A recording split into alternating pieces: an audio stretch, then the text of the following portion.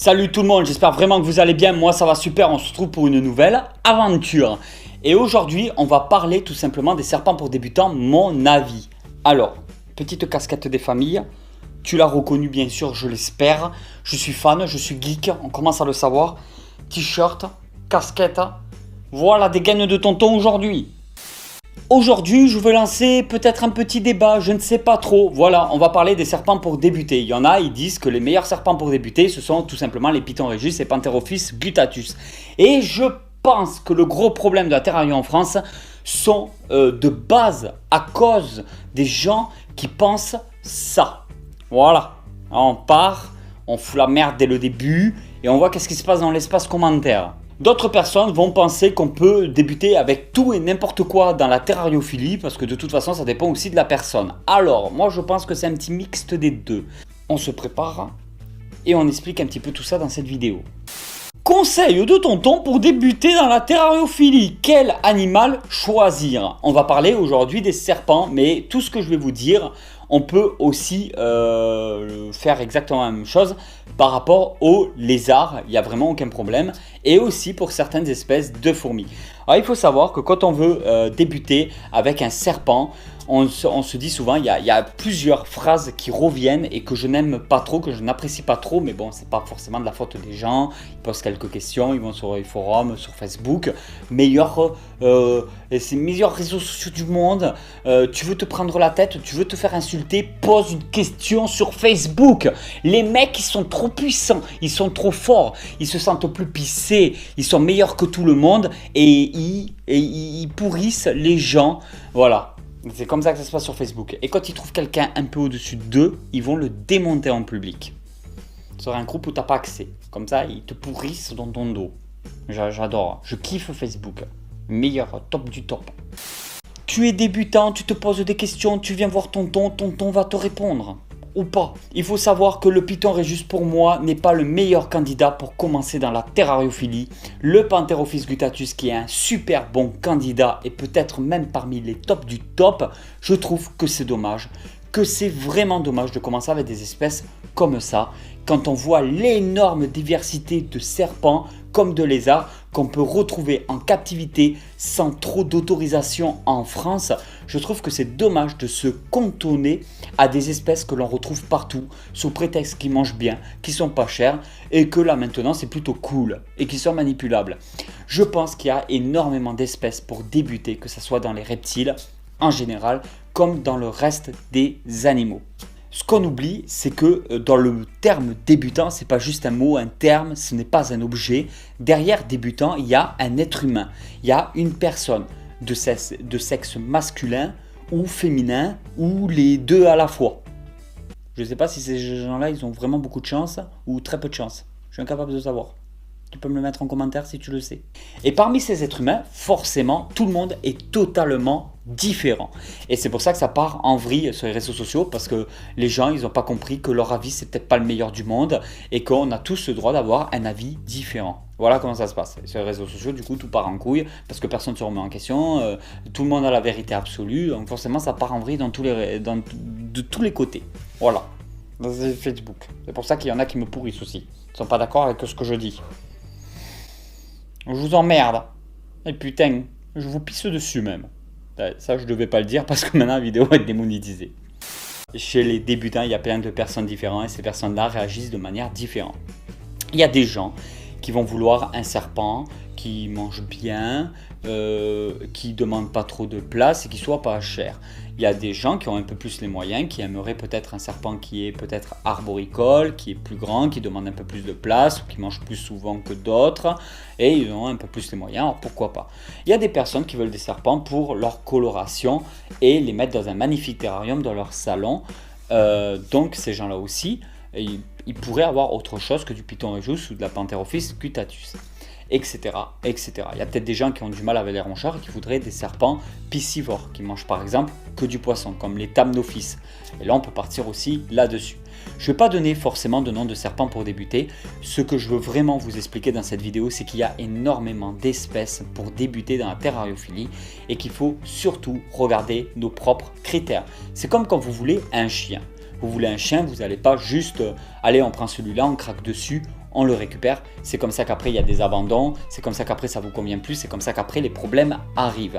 On prend un animal en fonction déjà de nous, ce qu'on peut lui offrir et comment ça se passe. Parce qu'il ne faut pas oublier que l'animal, malheureusement, il va s'adapter à nous, mais c'est aussi à nous de nous adapter à lui. On ne peut pas faire n'importe quoi. C'est pas du genre on prend un animal, on ne sait pas s'en occuper, on ne peut pas, et bien il assumera, c'est tout, c'est comme ça, on l'emmerde. On le prend et c'est tout. Non, non, non, non, ça marche pas du tout comme ça. Et dans un terrario, c'est exactement pareil que, de toute façon, à partir du moment que vous avez des animaux chez vous, il faut savoir s'en occuper, leur donner les bonnes conditions nécessaires. Et là, c'est comme élever des enfants. Forcément, il y a une multitude de méthodes totalement différentes qui peuvent marcher tout aussi bien. La première chose à faire, c'est de savoir, nous, qu'est-ce qu'on recherche. Alors, est-ce que tu recherches, pour commencer dans la terrariophilie, tu veux, mettons, un serpent. Alors, comme je t'ai dit au début de la vidéo, tout ce que je vais dire, c'est serpent et lézard. Mais là, on va partir sur serpent, mais tu as juste à prendre le même exemple pour les lézards.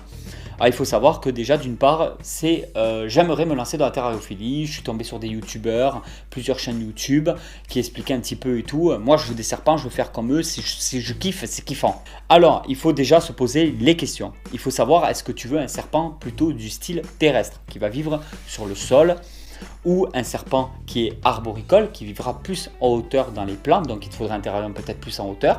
Un serpent qui est terrestre, il faudra une plus grande surface au sol. Et sinon, il y a des serpents qui font un petit peu les deux, et ce qu'on retrouve aussi très souvent, donc des serpents semi-arboricoles. C'est-à-dire qu'ils se retrouvent un petit peu à la fois en hauteur et à la fois en bas.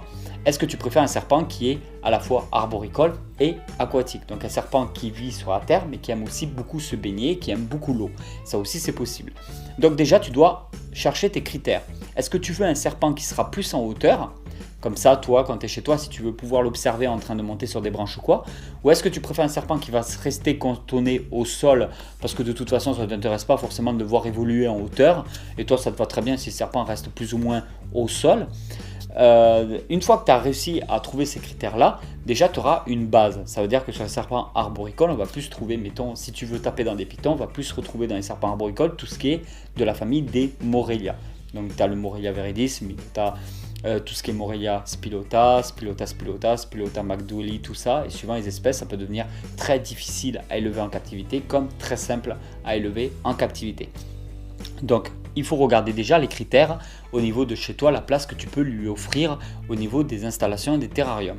Il faut savoir si ton terrarium sera plus en hauteur ou plus en largeur par rapport à l'espèce que tu aimerais posséder.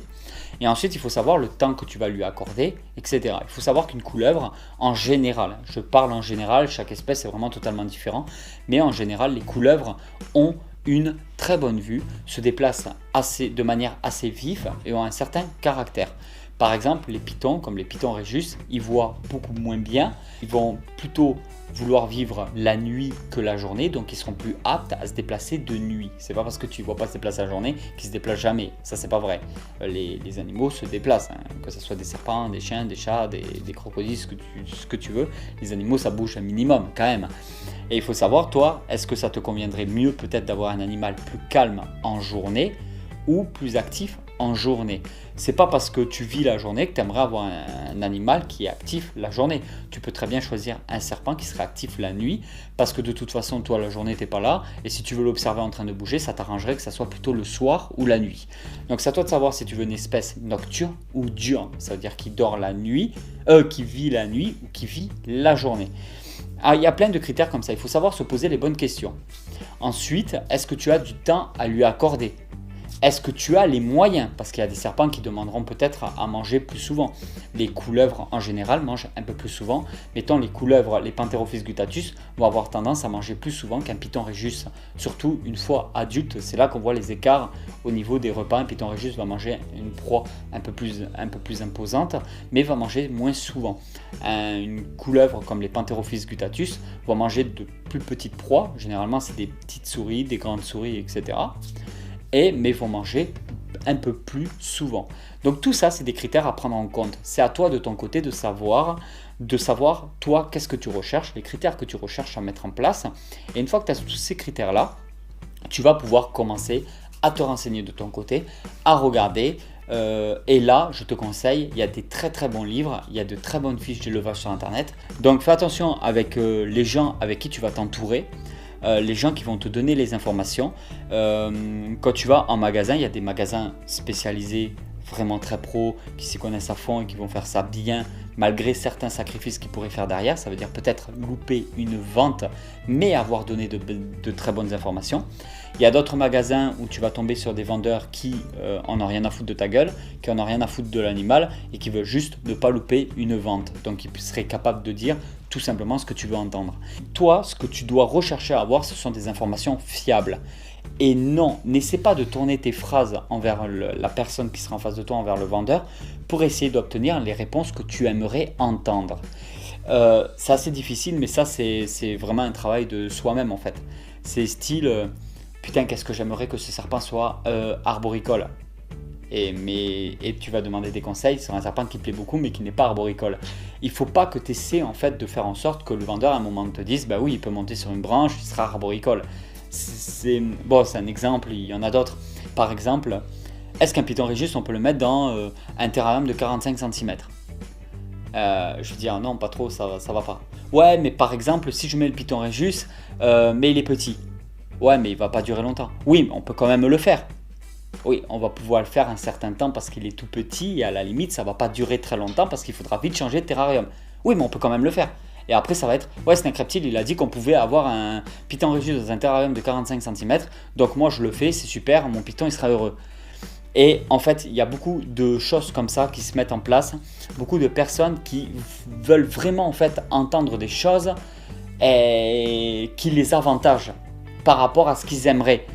Et il faut faire l'effort de se dire, soit on peut, soit on ne peut pas. Soit on a le terrarium pour, soit on n'a pas le terrarium pour. Soit on a le bon substrat, soit on est capable de lui donner la bonne alimentation, soit on est capable de lui donner son tapis chauffant qu'il doit avoir par rapport à ce terrarium, ou le câble chauffant par rapport à ce terrarium, ou l'ampoule chauffante, etc. Tout ça, tous ces critères en fait, je vous ai fait une multitude de vidéos, il y a plus de 600 vidéos sur la chaîne YouTube, 650, 660, je ne sais plus exactement. Vous avez des dizaines de vidéos sur la reproduction, vous avez des dizaines de vidéos sur la maintenance de l'animal, sur tous mes terrariums, sur toutes les tailles de terrarium que j'ai chez moi, comment j'ai fabriqué les terrariums, les incubations, comment ça se passe pour incuber des œufs, récolter les œufs, changer les bacs d'eau, nourrir, sécher les proies, décongeler les proies, congeler la nourriture. Tout ça, je vous ai donné énormément d'informations sur la chaîne YouTube, c'est à vous après de faire vos recherches de votre côté. Moi, je donne une indication, une route, et ensuite, si tu as envie de prendre des petits chemins à côté de la route, du moment que tu arrives dans cette direction-là, il n'y a vraiment aucun souci. C'est à toi de prendre sur Internet toutes les informations, de poser les pour et les contre, de mixer un peu tout ça et de trouver vraiment l'animal qui te conviendrait le mieux et non l'animal que tu veux absolument avoir sur le moment, mais qui par la suite ne te conviendrait pas. Tu rencontres une personne dans la rue vachement bien foutue, belle gueule et tout, t'as qu'une envie, c'est de te dire je m'aurais passé ma soirée avec cette personne. Alors là, je parle autant de filles que de garçons. Alors, si tu recherches juste à te faire plaisir pour une soirée, là, ok. Mais si tu recherches à que ça dure dans le temps, là par contre, c'est pas ok.